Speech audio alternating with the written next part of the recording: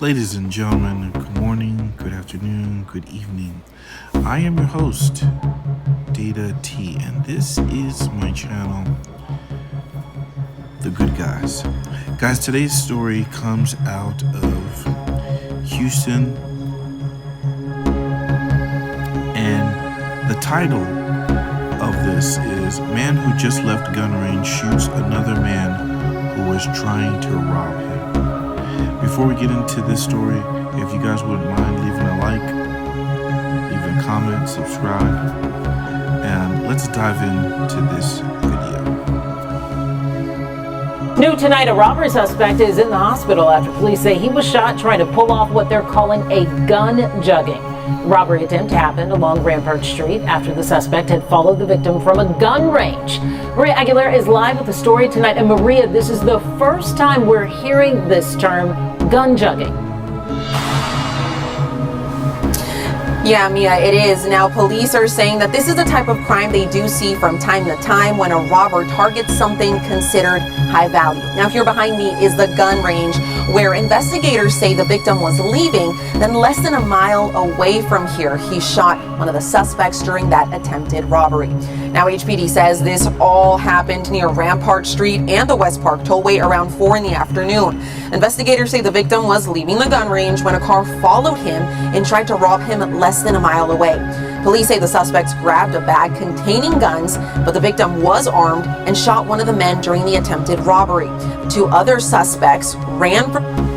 Now, before we get into the rest of it, okay, check this out. So if there was ever a time to get serious about being a gun owner, now's the time. Now imagine you are going to the range for the first time and you are getting robbed just after you shop at the range. Does that make you pause? Look at it this way. You are a regular going to the range, and most people go every month before you leave. You put everything in the bag, you get ready to go back home, only to notice you have been targeted. And good on this gun owner for keeping his firearm on him. Most people think, or I think it's safe to assume, nobody's going to rob you going to the range or coming back from the range. But the truth is, it can happen at any time. You do not get to choose. So you have to be ready at all times. It's exhausting, I know. I have to say, there's been so many times in the past where after I have finished shooting, I would usually put all my guns in my bag or case, put them in the trunk, and not even put a gun on me when leaving the range, or even if I stop somewhere first before going home. I'm unarmed. I have stopped this practice. What I do now is I have a concealed firearm on me that I keep concealed while I am shooting the rest of my other guns. It could be the guns that even now I still rent certain guns, especially guns that I will never purchase, but I just want to know how they function, or my own guns, or somebody else's guns. I still have my concealed firearm on me. So when I'm finished, I don't have to top it off, I don't have to reload it, I just don't touch it while I'm shooting other guns. This way, as soon as I'm back, I pack up, I leave with all my gear. I walk out strapped.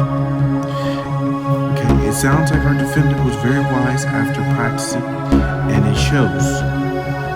So big ups to the self-defender here. Let's continue. the scene, leaving their vehicle behind.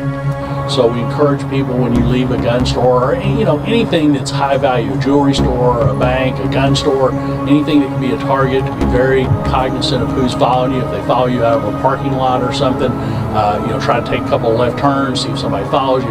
If they are following you, call 911 or proceed to the closest police station. So let's ask the question, guys. I have a series of questions to ask you. And I want you to think about it. How many of you, after you come from the range, are armed? At the same time, how many of you check to see if anybody is following you from the range? Here's another. How many of you look at the group of people that are at the gun range? The caliber of people. Do we have some people just learning how to shoot? Do we have experienced shooters? Those that have a lot of gear? Do you even peep or look at some of the guns that people are shooting? When you're in the bay, when you're in your lane, I do it all the time. How do you know these people weren't in the gun range before and then made him their mark? The very definition of gun jugging, this term that they are introducing. So what needs to happen for all of us? It's an increase. We need to increase our situational awareness. Take it all in, ladies and gentlemen, start to finish. You have to observe, and observe. Let's finish it. Police say the suspect who was shot was hit in the lower face. He was taken to the hospital under police guard and is expected to survive. Detectives are now reviewing surveillance video and talking with witnesses as they work to identify the two men who got away. A serious reminder from HPD tonight. Again, if you are going to be leaving any business with high value items, just make sure to stay alert. And if you think you're being followed, you need to call 911 or also head to a police station. Live in Southwest Houston, Maria Aguilera, KHOU 11 News. Staying alert, always Okay, so the reporter's recommendation is valid. No question, I don't have a problem with that. Definitely. Be on alert at all times is the motto as a self-defender. We don't get the privilege of knowing when the attack is going to come, nor do we know how many. And in this case, it was 3 individuals at 4 o'clock in the afternoon. Right? For a lot of us, that may be rush hour. And our self-defender was able to successfully defend himself, and we are absolutely, everybody should be proud of this man. He's a hero. This is why I say good guys carry guns. Good guys should always carry guns, because if there were no good men, there would be no good guys.